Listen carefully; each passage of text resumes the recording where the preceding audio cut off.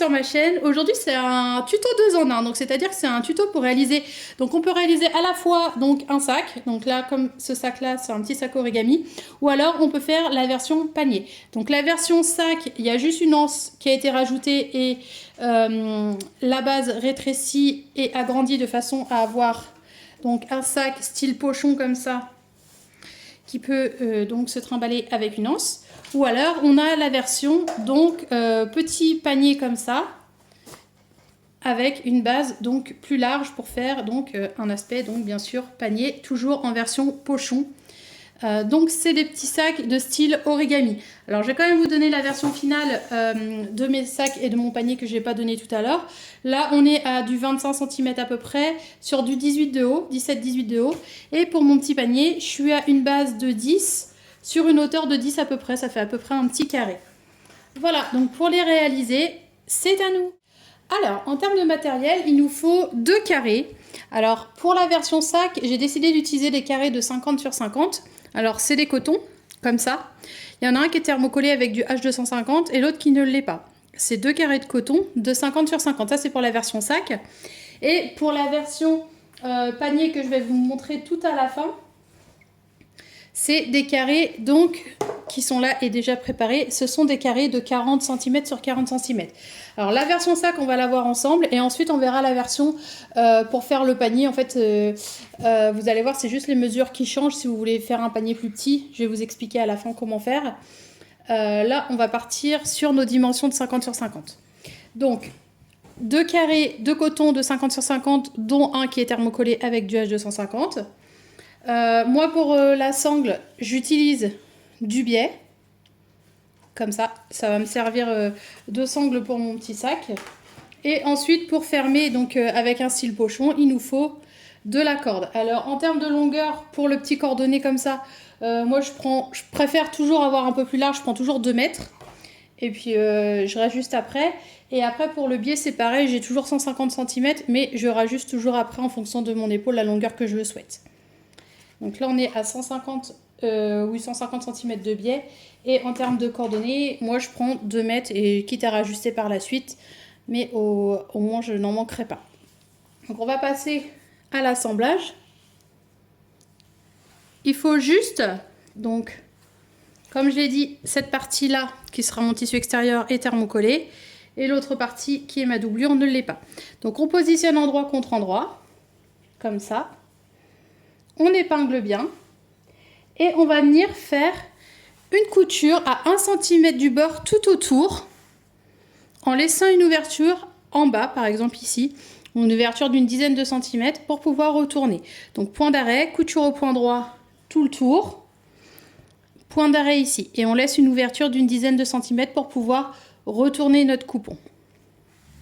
Une fois qu'on a cousu tout autour, en laissant donc notre petit espace ici pour retourner, on va venir cranter les 4 angles.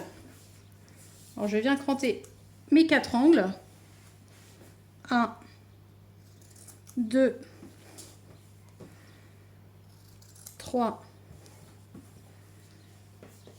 4. Et ensuite, je viens retourner donc mon coupon, donc sans le déchirer, à partir du petit trou qui est là.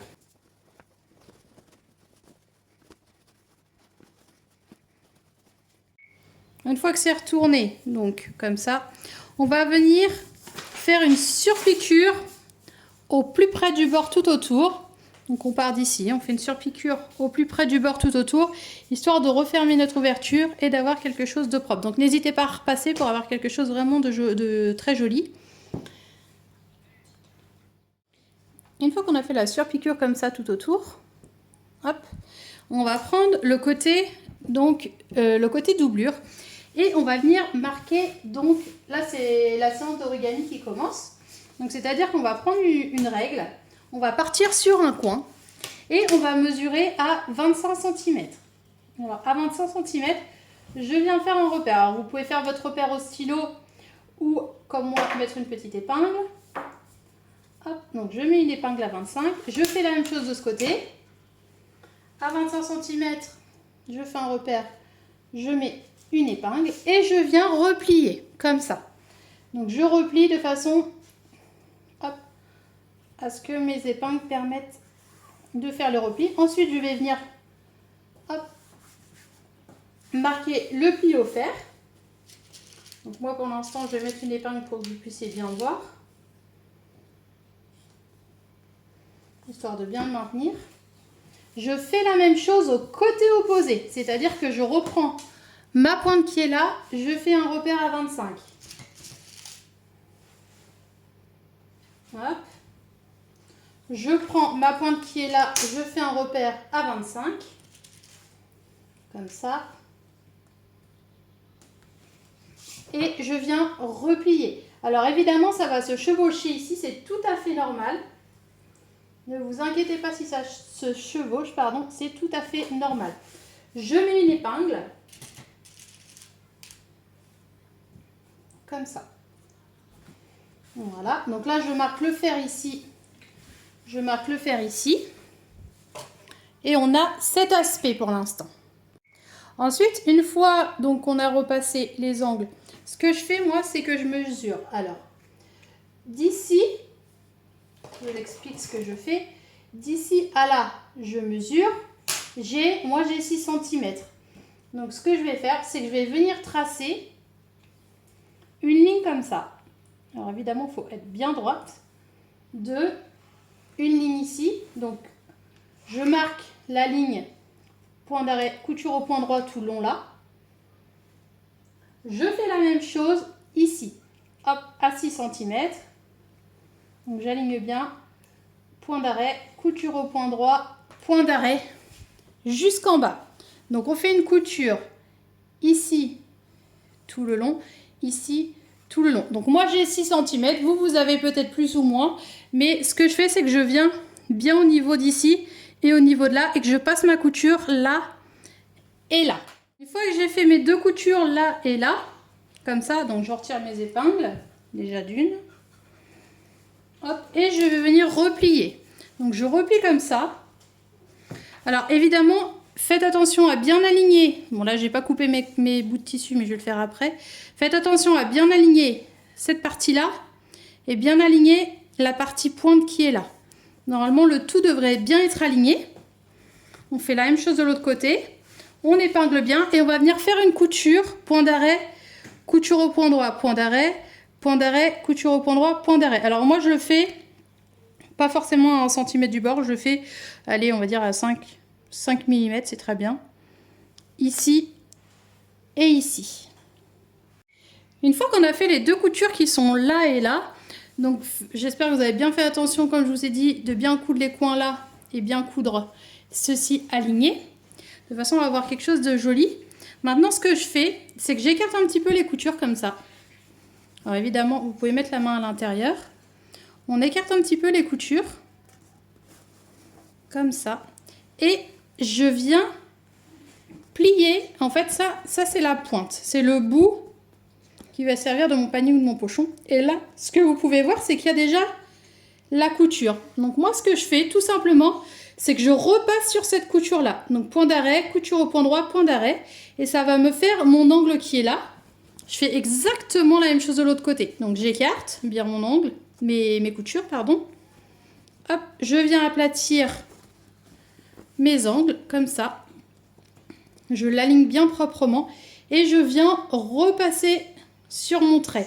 Point d'arrêt, couture au point droit, point d'arrêt. Je fais ça ici et je fais ça là.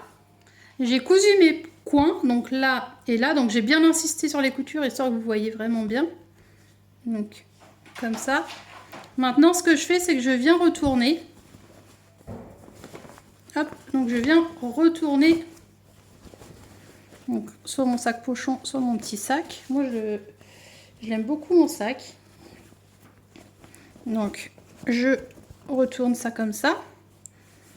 Donc on se retrouve avec quelque chose de ce style. Et maintenant ce qu'il nous reste à faire, c'est faire les replis comme ça. Alors moi je m'arrange toujours pour que le pic soit bien en face, évidemment. On met une belle épingle, hop, à ce niveau là. Et on va venir faire une couture à 1 cm du bord ici. Je fais la même chose de l'autre côté. Je retourne, donc je m'arrange vraiment que le pic soit bien en face. Et je viens faire une couture à 1 cm du bord ici. Par la même occasion, ce que je peux faire en même temps, c'est aussi préparer l'anse. Alors pour l'anse, moi c'est vrai que j'en ai pris une petite. Si vous voulez prendre plus gros, vous pouvez. Mais moi ce que je fais, c'est qu'avec mon biais, je le replie comme ça. Comme ça, tout simplement. Et je viens faire une couture ici et une couture là, tout le long, donc sur la totalité de la longueur de la sangle. Ensuite, une fois que je serai là, j'aurai plus qu'à venir la fixer ici. Donc ici, je ferai mon petit repli comme ça. Moi, ce que je fais, c'est que je fais un repli comme ça. Je le replie à l'intérieur. Je fais un carré et une croix. Et je fais la même chose de l'autre côté. Donc déjà, on va préparer la couture ici et ici. On fait la couture à 1 cm du bord là. Et moi aussi, ce que je fais, donc vous pouvez le faire à la main, vous pouvez aussi le faire à la machine à coudre, c'est que je fais un tout petit point sur la pointe ici. Ici et là. Histoire de bien maintenir le tout, je fais un tout petit point là et je fais un tout petit point là.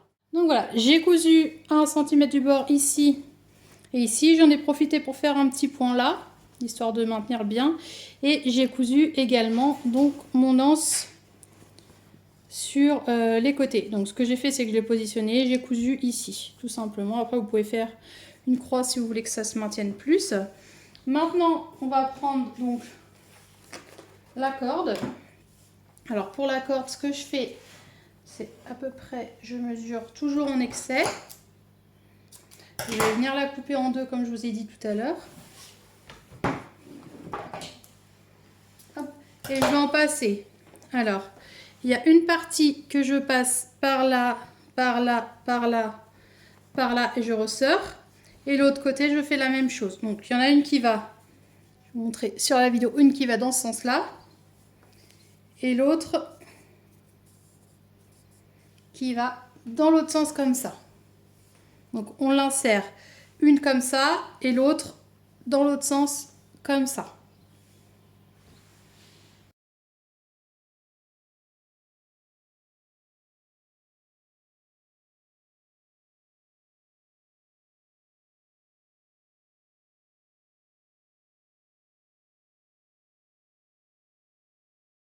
Donc voilà, une fois qu'on a mis de ce côté-là et de ce côté-là les petits cordonnets, il suffit donc de tirer pour fermer et on obtient donc la version sac. Alors évidemment, vous pouvez faire des nœuds, rajuster vos coordonnées avec l'anse et du coup, on a notre petit sac. Je trouve que c'est vachement sympa. Maintenant, on va passer à la version panier.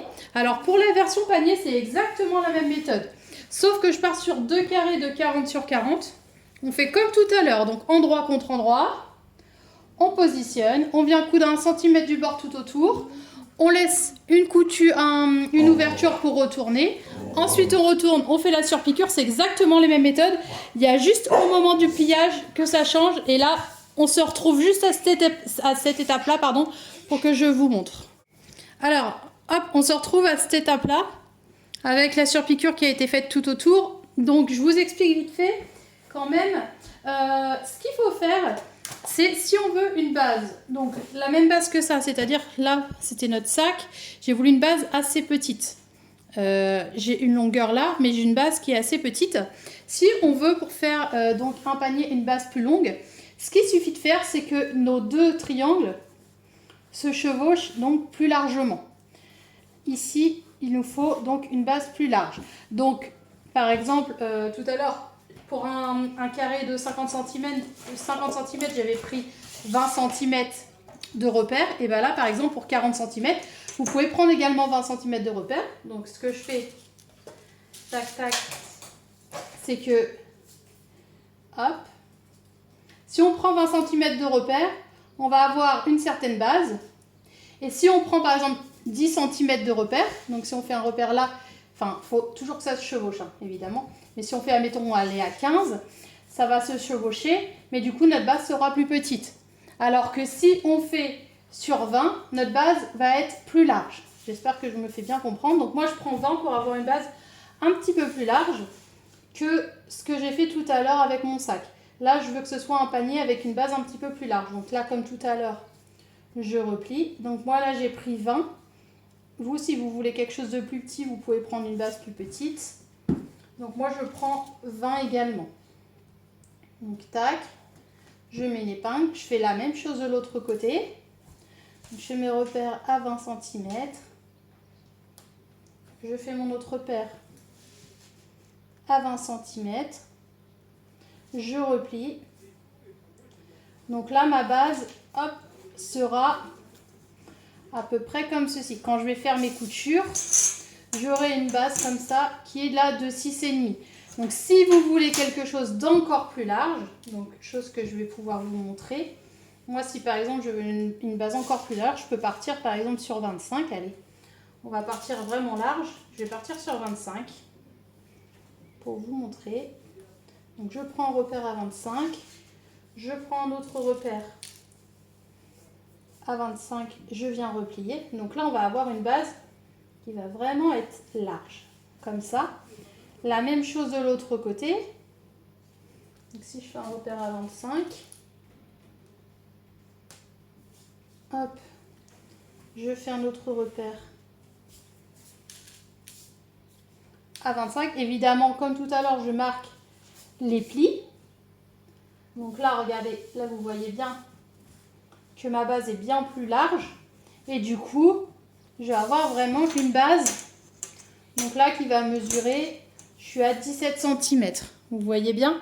Donc du coup, quand on va faire les coutures là et là, et qu'on va retourner le tout, on aura vraiment une base plus large. Donc moi, je vais prendre l'entre-deux, c'est-à-dire je vais pas prendre ni 20 ni 25. Je trouve que 25, ça fait un petit peu trop.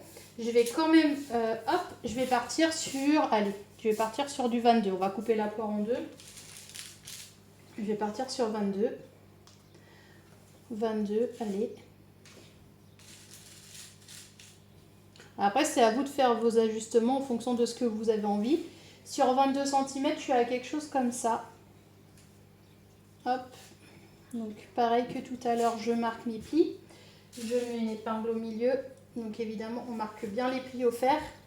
On fait la même chose là. Donc, j'ai dit 22. On va couper à peu près la poire en deux. 22, je suis là. 22, je suis là. Donc je coupe la poire en deux. Hop, j'aligne bien le tout. Comme ça. Et ensuite, la méthode est la même que tout à l'heure. C'est-à-dire que je vais venir... Alors, ma règle, je ne sais plus ce que j'en ai fait, mais ce n'est pas grave. Je vais venir prendre les petits coins qui sont là. Là, j'ai une base de 10 cm. Je vais venir faire une couture là, une couture là. Et la méthode est exactement la même que tout à l'heure. On reprend exactement la même chose, sauf qu'on a une base qui va être un petit peu plus large. Donc on se retrouve après toutes ces étapes. Donc voilà, une fois qu'on a cousu, donc on se retrouve avec ça. Donc là, vous voyez, la base est plus large. Donc là, j'ai pris une base de 22 cm quand je vous l'ai dit. Après, si vous voulez quelque chose de plus petit, bah, vous rétrécissez. Si vous voulez quelque chose de plus grand, vous augmentez jusqu'à aller au maximum, je pense, 25 cm, c'est déjà très bien. Donc on se retrouve avec ce type de panier. Il nous suffit tac, de le fermer comme ça. Et on a notre petite allure pochon. Donc là sur celui-là, j'ai pas fait de point, mais bon, je pourrais en faire un tout de même. Je trouve que c'est assez sympathique. Donc voici la version panier. Et voici donc la version sac à main. Hop. Je trouve que c'est très frais pour cet été. Donc j'espère que ce petit tuto vous a plu. Si vous avez aimé, surtout mettez plein de petits pouces bleus, laissez des commentaires. Et puis moi je vous fais plein de gros bisous et je vous dis à très vite. Gros bisous!